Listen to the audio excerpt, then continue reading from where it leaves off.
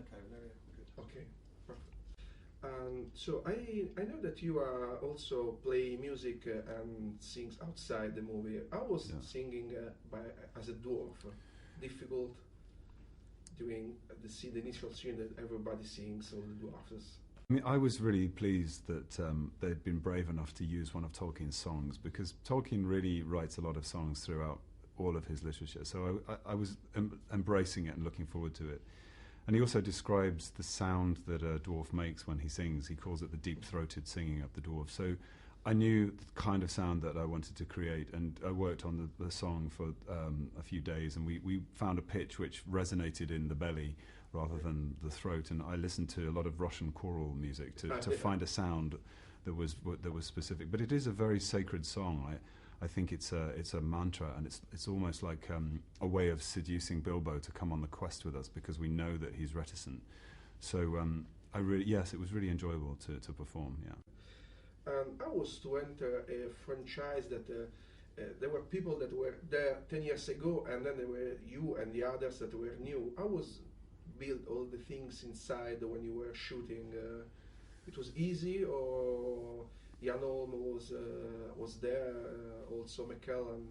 How did you find this? Well, you know, you're entering a place that is familiar to the world. Middle-earth had been seen really vividly in Peter Jackson's trilogy. So you go there with a sense of trust, because you know that he's going to get it right, and he loves Middle-earth, and I think that he absolutely created the Middle-earth that appealed to many, many people.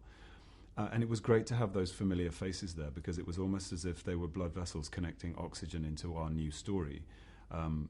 So all of those elements really kind of rooted our characters in the same world that they lived in. So having Gollum in our story, having Elrond in our story, Galadriel, and you know, of course, in the second film we return and have Legolas connecting us, so that it brings the two films together as one piece.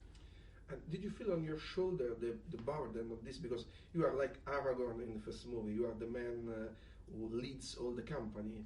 So as a character and as an actor, you have this burden, and it was. Yes, and I felt that. I find it very difficult to command myself in a very busy situation, but I wanted Thorin to inspire loyalty in his dwarves rather than command them. So I found different ways of doing that, but actually one of the inspirations is Peter himself, because that's how he runs his film set, and people return to him to work again and again and again, and he really inspires loyalty by the way that he works, and he's a quiet man. He doesn't raise his voice, and I think that I found that very inspiring. And do you know that as an actor this is a great challenge, because the popularity that gives this kind of movies enormous. You can anymore take the underground, I think. So how do you manage this popularity when you go outside and everybody say, "Oh yes, you are the man"? I fully intend to take the underground again, because I don't really think I look like that guy too much. So I reckon I might get away with it. And I'm 6'2.5", and he's 5'2". So there's a chance I might get away with it if I don't grow my hair too long. I don't know. We'll see. Have you thought about the post-Hobbit? What do you want to do? Do you have projects? Because it was 2 years' work, this movie. Yeah. There is a future. Well, yes. I mean, I've just wrapped on a film called Black Sky, which is a disaster movie about a tornado. It's found footage, so it has a sort of a cinematic edge to it, which I've never seen before. But of course, we go back next year to finish working on The Hobbit, which is really exciting. It means we have to go back into training to get the physical strength and stamina back.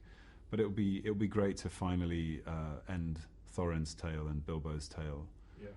Yeah. Do you think to have a tattoo as the other company made? You know, all the actors of the first trilogy make the same tattoo because they finished all together. Yeah, we did talk about tattoos, but we ended up having a dwarf ring made.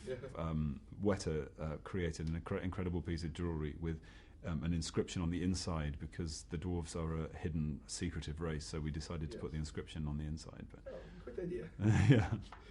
Okay, thank you very much, and the best for you. Nice Thanks. to meet you. Thanks for that, Roland.